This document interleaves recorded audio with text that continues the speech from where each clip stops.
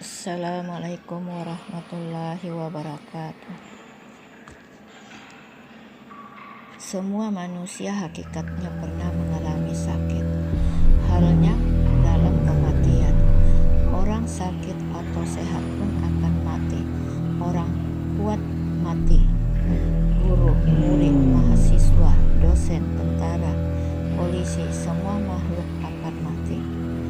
Artinya bahwa sakit dan kematian merupakan takdir yang sudah ditetapkan. Allah Subhanahu wa Ta'ala menjawab hal tersebut, merangkum hadis-hadis yang berkaitan tentang orang sakit dan kematian agar menjadi pengingat dan penenang yang saat ini tengah cemas karena angka COVID-19 melambung. Berikut 5 hadis tentang sakit dan kematian. 1. Sunnah menenangkan orang sakit. Diriwayatkan dalam kitab Sunan Al-Tirmizi dan Sunan Ibnu Majah Abu Sa'id Al-Khudri. Ia berkata bahwa Rasulullah Shallallahu Alaihi Wasallam bersabda, jika kalian menjenguk orang yang sedang sakit, maka hiburlah dia tentang ajalnya, karena hal itu tidak mencegah sesuatu pun, kan tetap dapat menenangkannya. 2. Ujian kepada orang sakit tentang kebaikan amalnya. Diriwayatkan dalam Sahih Bukhari dari Al-Qasim Muhammad bin Abu Bakar radhiyallahu anhu bahwa Aisyah radhiyallahu anha sedang menderita sakit. Lalu Ibnu Abbas menjenguknya dan berkata, engkau telah mendahului segalanya dalam kejujuran bersama Rasulullah Shallallahu Alaihi Wasallam dan Abu Bakar. Halnya juga diriwayatkan oleh Imam Bukhari dari Ibnu Abi Malikah. Ibnu Abbas meminta izin kepada Aisyah sebelum kematiannya. Akan tetapi Aisyah mengatakan, aku takut dia akan mengujiku dengan dikatakan putra paman Rasulullah Shallallahu Alaihi Wasallam di antara para muslimin. Lalu Aisyah berkata lagi, izinkan dia masuk. Ibnu Abbas bertanya, bagaimana keadaanmu? Lalu dia menjawab, baik jika aku bertakwa kepada Allah.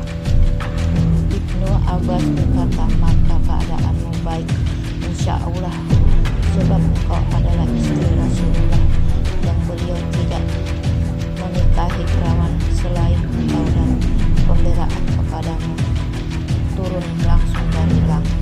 3. Anjuran menawarkan makanan kepada orang sakit. Diriwayatkan dalam kitab Sunan Ibnu Majah dan Sunan Ibnu Majah dari Abqah bin Amir radhiyallahu anhu. Ia berkata, Rasulullah Shallallahu Alaihi Wasallam bersabda, janganlah memaksa orang yang sedang sakit pada makanan dan minuman. Sesungguhnya Allah Subhanahu wa Ta'ala memberi makan dan minum. 4. Permohonan doa bagi penjenguk dan orang sakit. Diriwayatkan dalam kitab Sunan Ibnu Majah dan kitab Sunan Ibnu Sunni dengan sanadnya yang sahih dari Maimun bin Mahram dari Umar bin Khattab radhiyallahu berkata, Rasulullah Shallallahu Alaihi Wasallam bersabda, jika engkau sedang menjenguk orang yang sedang sakit, maka mintalah doa kepadanya, karena doanya seperti doa para malaikat. 5. Anjuran mengingatkan orang yang sudah sembuh dari sakit. Diriwayatkan dalam kitab Ibnu Sunni dari Qawat bin Jubair Khattab radhiyallahu anhu. Ia berkata, atau telah sakit dijenguk oleh Rasulullah Sallallahu. Beliau bersabda, badanmu telah sehat Qawat. Aku katakan kepada beliau, dan tubuhmu juga juga telah sehat, wahai Rasulullah. Kemudian beliau bersabda, maka tunaikanlah janjimu kepada Allah. Aku menjawab, aku tidak berjanji sesuatu pun. Beliau bersabda, tidak, sesungguhnya tidak ada seorang pun yang dari hamba Allah kecuali Allah Subhanahu wa Ta'ala akan memberikan kebaikan baginya. Oleh karena itu, tunaikanlah janji-janjimu itu kepada Allah Subhanahu wa Ta'ala. Sumber disaringkan dari keterangan dalam Al-Adhkar An-Nawawiyah karya